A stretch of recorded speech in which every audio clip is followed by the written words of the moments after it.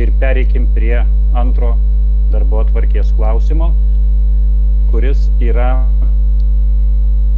taip, susitelkimo švietimo darbo grupė. Kaip tėvams apsaugoti savo vaikus nuo prievartinės vakcinacijos? Parengtos instrukcijos pristatymas. Pasisakys darbo grupės atstovė Laura Lodienė. Prašom, Laura, žodis jums. Dar yra fellow registrės, paprašysiu, pasirašykite vardą, jeigu galite. Arba būsite iškėkintas.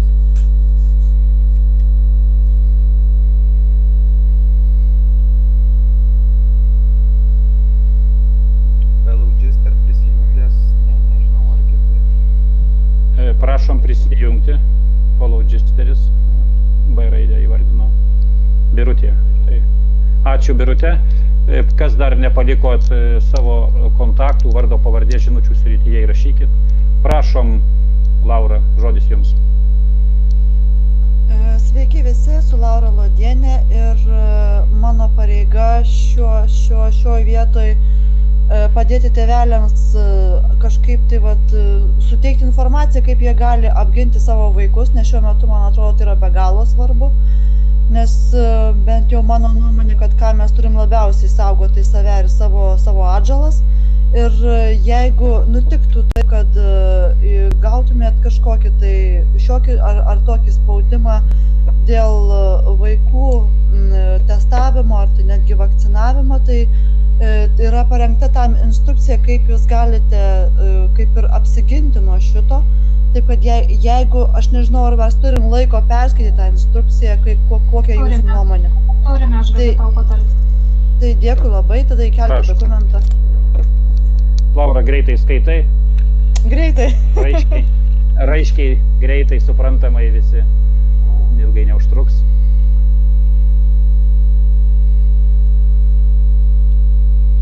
Taip, tada galiu pradėti. Atmintinė tėvams.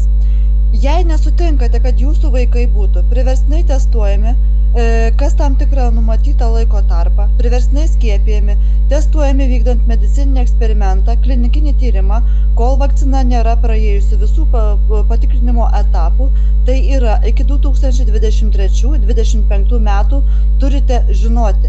Pirma, niekas negali versti skiepytis su žmogumi be jo žinios ir laisvo sutikimo. Negali būti atliekami moksliniai ar medicininiai bandymai.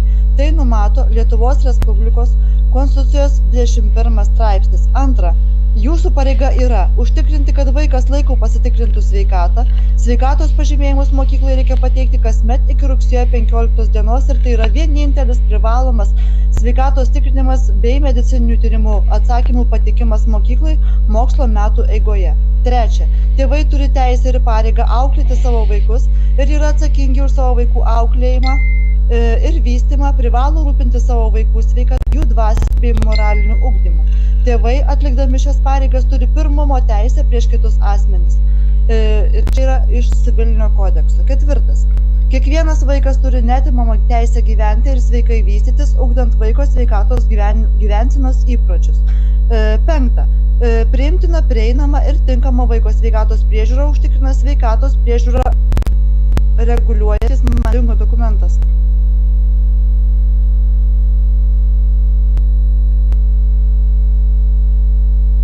Atsiprašome. Viskas gerai. Dar kartą. Andrė. Bandau užgroti. Dar užgroti, prašau. Nieko tokio, techninės kliūtis. Nesklandumų proga, Taurai, jei galite Vėčios 18 skaityti. Taip, ačiū, aš skaitau, bet mano labai irgi kažkas lėtai dirba kompiuteris, kažkokie įtarimai keisti dėl trečiųjų jėgų. Labai atsiprašau visų. Taip, tęsiu. Penktas. Priimtina, prieinama ir tinkama vaiko sveikatos priežiūra užtikrina sveikatos priežiūra, reguliuojantys įstatymai ir kiti teisės aktai. Šešta. Atsižvelgdami į vaiko amžių ir jo išsilavinimo lygį, tėvai ar kiti vaiko atstovai pagal įstatymą turi teisę parinkti švietimo įstaigą ir ar mokymo formą. Septintas, aš paskaitysiu galbūt. 7. Vaikas turi teisę į privatų asmeninį ir šeimyninį gyvenimą, bendravimo privatumą, asmens duomenų apsaugą, susirašinėjimo slaptumą, garbę ir orumą, asmens neliečiamybę ir laisvę. 8. Šiuo metu pagal galiojančius teisės aktus niekas neprisiima atsakomybės dėl vakcinavimo pasekmių. Pasirašydami dokumentus turite rasti tokį įrašą. Visą susijusią atsakomybę prisiima tas ir tas daugtaškis. Jei tokios sąlygos nėra, atsakomybės niekas neneša. Neapsigaukite, šiai aplinkybei negali būti taikoma sąvoka aplinkybė pagal nutylėjimą. Beje, apgaulingai jums gali būti aiškinama, kad jūsų vaikas yra mokyklos ar valstybės draustas, jūs mokate mokesčius, todėl tai tas pats, kas sveikatos pasekmių draudimas. Būkite atidus, jei nerandate tokio atskiro įrašo, vadinasi, atsakomybę dėl pasekmių nešate jūs pats. Primename, kad kol nei viena draudimo bendrovė nesutiko apdrausti asmenų nuo skiepų pasekmių. Be kita ko, jei turite kaupiamuosius indėlius bet kokiuose draudimo bendrovėse, pasitarkite su jais, ar naujai atsiradusi sąlyga jūsų vaiko vakcinavimas nebus susijęs su jūsų rizikomis sveikatai, pagal kurias priskaičiuojamos įmokos arba gali kilti aplinkybės nutraukti sutartį. Todėl, jei mokykla raštu ar žodžiu pateikia jums pasiūlymą ar net reikalavimą paskiepyti jūsų vaikus, o jūs nenorite to daryti, tai padėkokite už suteiktą galimybę ir pasakykite, kad jūs tai ar kiti panašūs komerciniai informacijos kompanijų pasiūlymai nedomina. 2. Jei mokyklą atstovaujantis asmuo grasina nepriimti vaikų į mokyklą, jei nesivakcinuosite, jūs drąsiai įsijunkite garso video įrašymą, tegul tą mato. Prisiminkite, jūs ginatės nuo eksperimentinės intervencijos į jūsų kūną. 3. Priminkite mokyklos atstovui, kad duomenys susijęs su jūsų vaiko sveikatos būklė, tame tarpe ir su priimamais vaistais ar su leidžiamomis vakcinomis yra išskirtina jūsų vaiko asmens duomenys, kurių disponavimas be jūsų leidimo, kol vaikas nėra pilnametis, yra neteisėtas. 4. Peržiūrėkite mokyklos sutartį, ar yra kokios nors prievolės vykdyti pavedimus susijusius su jūsų vaiko skiepijimu. 5. Jei nėra jokių aplinkybių, kaip numato 3. punktas ir jei priminimas mokyklos atstovui pagal punktą 2 nedaro jokios įtakos, jo veiksmams ir žodžiams jūsų atžvilgiu, informuokite mokyklos vadovybę, kad apie jų veiksmus pranešite e-policijai, darbo inspekcijai ir kitoms valstybinėms institucijoms. 6. Parašykite e-policijai LT apie šį pasikėsinimą jūsų vaiko sveikatos asmens duomenis ir jūsų vaiko sveikatą. Taip pat galite pateikti aiškiai išreikštą valią dėl atsisakymo dalyvauti medicininiame eksperimente, nes jūs atstovaujate savo vaiką iki kol jis taps nepilnamečiu. 8. Pateikite raštišką užklausimą mokyklos vadovybei, kokiais dokumentais, nurodymais ar įsakymais vadovaujasi ir reikalauja, kad jūsų vaikas dalyvautų eksperimente, skiepytųsi. Atkreipkite dėmesį, kad dokumentai turi būti oficialūs ir pasirašyti, turėtų oficialų antspaudą ir elektroninį parašą. Pareikalaukite iš ugdytojo, ugdymo įstaigos ar vadovo, pareigūno, gydytojo ar bet kurio kito suskiepijimo prievartos eiga susijusio asmens pasirašyti asmeninės atsakomybės Lietuvos Respublikos civilinio ir baudžiamojo kodekso numatyta tvarka už galimas atliktos procedūros pasekmes. Negali būti numatoma jokia bendra, tai yra solidarios arba kolektyvinės atsakomybė su nuoroda į žinybą, tarnybą, įstaigos vidaus taisykles, kolektyvinę sutartį ar panašiai. Tik asmeninė, materialinė ir baudžiamoji atsakomybė. Bylojimus apie bendros atsakomybės aplinkybės, įspėjimus apie savo veiksmą patartina įrašyti į garso ir vaizdo įrašymo priemonę. Vėliau tai palengvins teisminį įrodinėjimą veikiant nusikalstamų darinio grupuotės sudėtyje. 10. Nepamirškite išaiškinti savo vaikams arba globotiniams apie būtinybę nedelsiant pranešti jums, jei netikėtai iškiltų aplinkybės arba būtų pastebėti ketinimai be jūsų valios paskiepyti arba atlikti su jais kitus tyrimus. Pagal galiojančius Lietuvos Respublikos ir tarptautinės teisės nuostatas gydymas ir medicininė intervencija ugdymo įstaigose negali būti atlikama. Jei mokyklos vadovybės neveikia aukščiau išvardintos priemonės, kreipkitės į prokuratūrą dėl savivaldžiavimo ir įgaliojimų viršymo. Jei jūsų vaiko mokyklos sutartyje yra numatyta privaloma vakcinacija, kreipkitės į teisininką. Dėkoju. Ačiū Laurai, darbo grupės vadoviai, už priverstinės vakcinacijos vaikams instrukcijos parengimą darbo grupėje. Ir kreipiuosi į čia dalyvaujančius, ar bus klausimų, pasiūlymų, papildymų, kaip manote? Noriu tik tais, čia Vidmantas iš Šiaulių. Prašom, Vidmantai.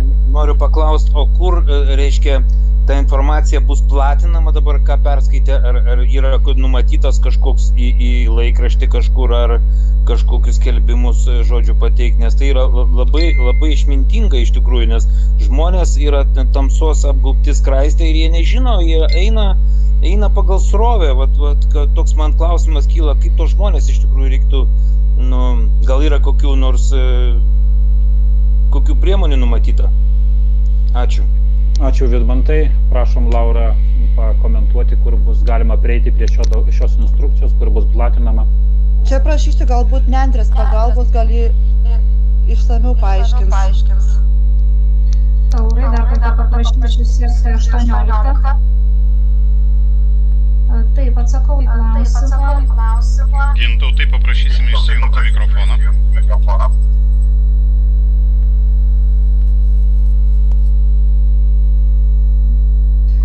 Ačiū.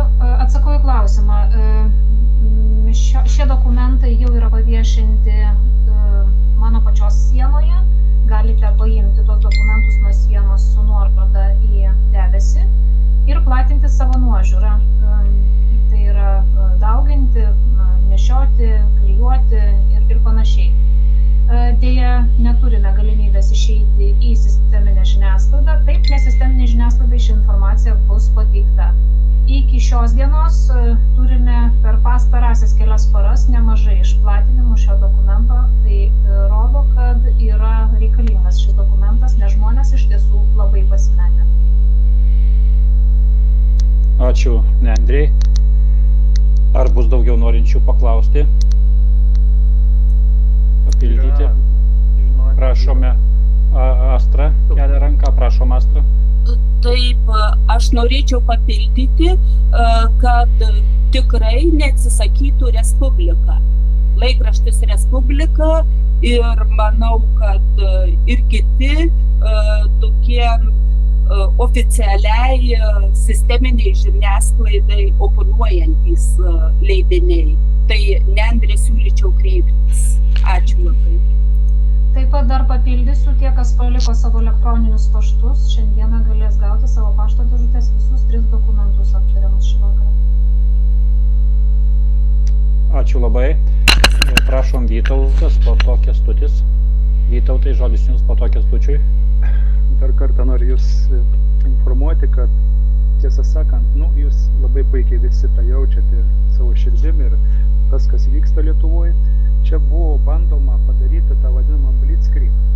Tai yra ką reiškia? Kaip ir kažką Hitleris norėjo paimti karą, laimėti karą blitzkrieg, taip ir čia bandoma buvo, reiškia, pasitinkint žmonių pasitikėjimu, kadangi iki šiol dar tokių dalykų nebuvo pasaulyje. Čia yra pirmas atvejis pasaulyje, kai pasinaudojant žmonių pasitikėjimu yra bandoma įpiršti vakciną, kuri yra nelegali, neišbandyta, nepraėjusi klinikinių bandymų. Toliau jo sudėtis yra neaiški. Niekas nepateikė žmonėms jo sudėties. Dabar niekas nesiaiškina pasekmių. Pasirodo, Izraelyje 23 žmonėm yra suparalyžuoti veido kaulai po šitos vakcinacijos. Yra mirę žmonės ir Norvegijoje, ir kitose valstybėse. Yra daug nukentėjusių žmonių. Yra invalidų, kurie visam gyvenimui liko invalidai po vakcinos. Yra mirusių. Vienu žodžiu, šito niekas nepateikė. Tai yra pasitikima ant blitzkrieg. Greitai pasidarom, o ten viskas bus gerai. Toliau žiūrėsim, o kas numerė, reiškia, jisai buvo sergantis. Vienu žodžiu, čia reikia labai griežtai pareikalauti. Lietuvos vyriausybė, Lietuvos televizija, spauda ir radijas viešai skleisti informaciją. Šiandien mes neturime jokios nepriklausomos televizijos, radijos ir televizijos. Radijas, televizija ir spauda pilnai angažuota ir korumpuota. Jie dirba pagal mokėjimus. Tai yra pavyzdžiui, jeigu šiandien Vytautas norėčiau pasakyti tą, ką jūs šiandien pasakėte ir nueičiau į televiziją, žinot, ką man pasakytų. Šitas jūsų reportažas, 1 minutė kainuoja 10 000 eurų. Ar gali Vytautai sumokėti? Jau man toks atvejis gyvenime buvo. Aš sakau, aš negaliu, aš neturiu tiek pinigų. Atleiskit, pas mus komercinė televizija.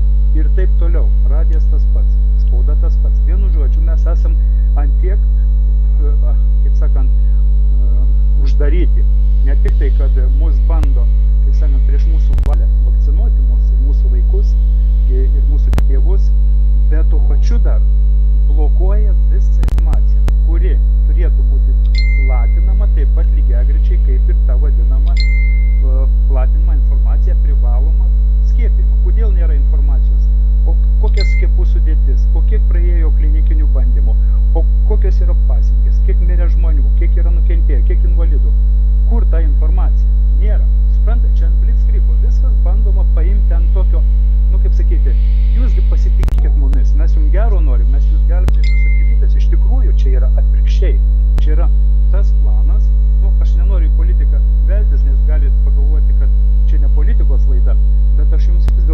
pasakyti, kad pagal Klauso Švabo teoriją, reiškia, yra jau numatyta būtent nuo šių metų padaryti kapitalistinio pasaulio restartą, tai yra kapitalizmo restartą.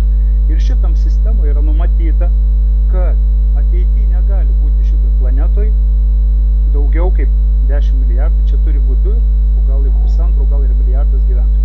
Nori, nenori, mes prieinam prie to, kad čia yra ta politika, kuri veda prie žmonių mažinimo. Jų, kaip sakant, o tokiu būdu per vakciną, per tuos visus čipus, per visą kitą, tiesiog mus nori tenai, kaip sakant, sumažinti. Nori, nenori, bet reikia tą pripažinti. Ir tas ekonominis forumas įvyko dar pavasarį, kas įdomiausiai, kad paskelbė, reiškia, bankinė sistema anksčiau paskelbė apie koroną, negu pats sveikatos, tas vadinama Amerikos sveikatos asociacija. Tai yra, jie jau numatė šitą į priekį, kad reikia pravesti tą vadinamą vakcinaciją ir sumažinti žmonių kiekį. Tai yra, mes nori, nenori, esame tie žmonės, prieš kurius bus panaudota agresija. Ir nori, nenori, mes turim taip pat agresiškai gintis. O gintis, reiškia, tik jie vienintelį, ko jie gali bijoti, mūsų vieningumo, mūsų jėgos, mūsų reikalavimo. Kodėl Lietuva neturi nepriklausomos televizijos, nepriklausomos radijos, spaudos. Šito mes galime paprašyti pas gerbiamą Nendrę, kad išreikalauti, skleisti lygiagrečiai ir, reiškia, viešą, laisvą informaciją, kuri eina iš daktarų, iš gerbiamos Aušros, gerbiamos Dianos, iš gerbiamų žmonių, o dabar kurie kalbės, iš gerbiamo Aro, iš Nendrės, turi būti ta informacija skleidžiama lygiagrečiai tai korumpuotai informacijai, kuri eina prieš mūsų valią. Tiesiog mes nuo to pradėkim. Dėl ko, sako, lengva žmonės yra kvailinti, pirmiausia reikia uždaryti informaciją. Šiandien, dėl ko jūs sakot, žmonės nesusikaudo, kas čia vyksta, kadangi išskyrus Lietuvos televizijos, mes nieko kito negauname informacijos, kas vyksta pasaulyje. Bet kai aš atsidarau Amerikos televiziją, atsidarau Rusijos televiziją, aš gaunu tiek informacijos, kad šiandien aš suprantu, kad čia, kas dabar vyksta, mes esam užblokuoti, tiesiog užblokuoti informaciškai. Ir jiems labai patogu mums patarinėti. Jūs nebijuokit, mes jūs paskiepinsim, žinot, kaip panašiai kaip tuos vargšus veršiukus arba avinėlius pjauna. Glosto jam kaklą ir tuo pačiu nupjauna jam galvą. Kažkas tokio. Bet tas avinėlis galvoja, kad jį tik tai myli. Tai o čia kažkas tokio vyksta pas mus. Atsiprašau, kad aš užėmiau laiką. Ačiū Vytautui. Ačiū Vytautui. Nes laikas yra ribotas, o norinčių pasisakyti yra eilė, tai taurai. Gerai, ačiū Vytautui. Dabar Kęstutis ir po to Georgijus ir eisim į pabaigą. Kęstutis, žodis jums. Taip, bandysiu taupyti laiką, už tai labai greitai. Tikrai džiaugiuosi Lauros grupės paruoštų dokumentų, labai šauniu. Tik dar galėčiau atkreipti dėmesį, jeigu kartais kiltų klausimų dėl viso šito, tai grinai Pfizer vakcinos aprašymai 4.8 punkte apie nepageidaujamą poveikį yra toks taip parašyta saugumo duomenų santrauka. Aš ketinėjau įskilti žinučių. Ir ten aiškiai parašyta, kad visi bandymai klinikiniai buvo padaryti tik tai su 16 ir vyresnio amžiaus vaikais. Tai jeigu vaikui 16 metų nėra, tai net ir kalbų kažkokių tai apie kažkokią vakcinaciją neturėtų kilti, nes tai net bandymų jokių neegzistuoja. Dabar dėl Vytauto. Vytautas sakė irgi labai daug informacijos, tai aš turiu pažymėti, kad gydytojų grupė tikrai turi pakankamai daug informacijos ir apie vakciną, ir apie poveikį, ir apie tyrimus. Mes artimiausiu metu tikrai, jau pradėjome mes tą temą dirbti. Ir galiu informuoti, kad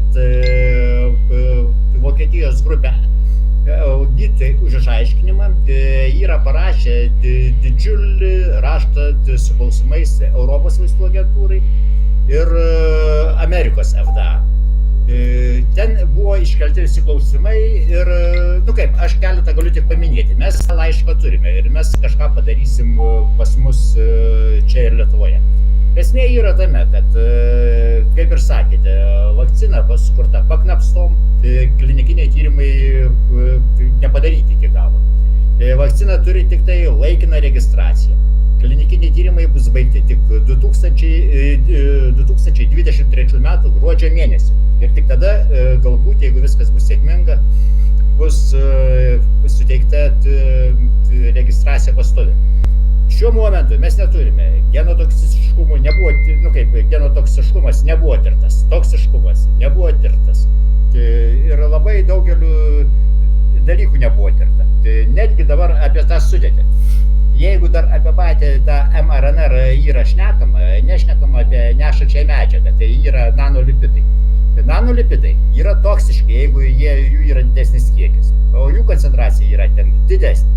Nėra iškelti klausimų, nėra tirta ir nėra aiškinta apie metabolizmą.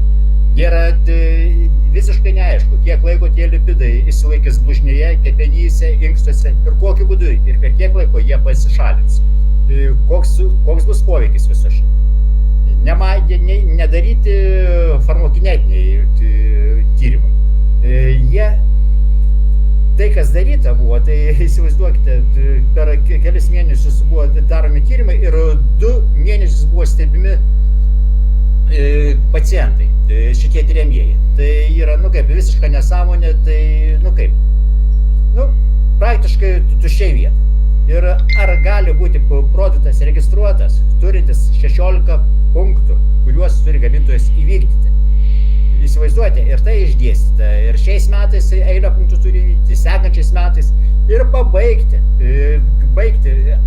paduoti visus galutinius rezultatus iki 23 metų gruodžio mėnesio. Tai va, žodžiu, vyksta klinikiniai bandymai su mumis be mūsų leidimo. Tai yra nusikaltimas žmogiškumui. Mes tą žinome, turime pavyzdžių ir mes tikrai nesėdėsim rankos sudėję. Ačiū, tiek. Ačiū Kęstuti. Kęstučiui žodis Georgijui. Labą dieną. Norisi tik pridurt prie viso šito, kas pasakyta. Apie virusą taip ir nesupratau, bet klausęs pasaulinio garso mokslininko Soglijo, kuris yra tarp tų 22, mokslininkų ištyrusių šitą testą. Tai iš viso tokia susidariau nuomonė, kad toks virusas ar klausimas, ar jis iš viso yra rastas. Bet aš norėjau pakalbėti apie konstituciją. Aiškia, mūsų valdžia elgiasi visiškai antikonstituciškai ir be jokios atsakomybės. Tai kyla klausimas, arba jin sąmoningai tą daro, arba jin tą daro, reiškia, patirdama siaubingą spaudimą. Bet atsakomybės veiksmų aš nematau. Bet maža to, reiškia, veiksmai yra visiškai pažeidę konstituciją. Tai aš tiesiog turiu prašymą, kad reikėtų valdžiai šitą priminti, kad sugrįžti prie konstitucinės tvarkos ir prie konstitucinės politikos. O kas link tiesų, tas pats mokslininkas Soglio italas paaiškino, kad tik 3% patikimumas su tiesto, 3% yra 1/30 dalis nuo 100. Reiškia, visą statistiką reikia padalinti 100. Tai ne 100, prašau, o mažiausiai iš 33. Tada bent kažkokį tai arčiau tiesos, reiškia, vaizdą turėtume. Tai vadinasi, visi politiniai veiksmai, maža to, kad jie yra antikonstituciniai, už nieką neatsakantis, tai dar vadinasi, mažiausia 33 kartais yra perteklinis. Tai va tiek, ačiū. Ačiū, Georgijui. Ar yra norinčių iš naujokų kažkas kalbėti? Aš nematau keliančių rankų. Aurimai, ar pas tave matosi, kas kelia? Jeigu galima, nežinau, Taurai, pas tave techniniai sutrikimai. Jeigu nori, aš galiu pratęsti vedimą. Gerai, sutinku. Kažkas negi. Nes jo reikia. Ačiū, Aurimai. Gerai, tęsk. Gerai, tai kas esate čia pirmą kartą arba vieną iš pirmųjų kartų, kviečiu, raginu užduoti klausimus, pasisakyti trumpai į temą.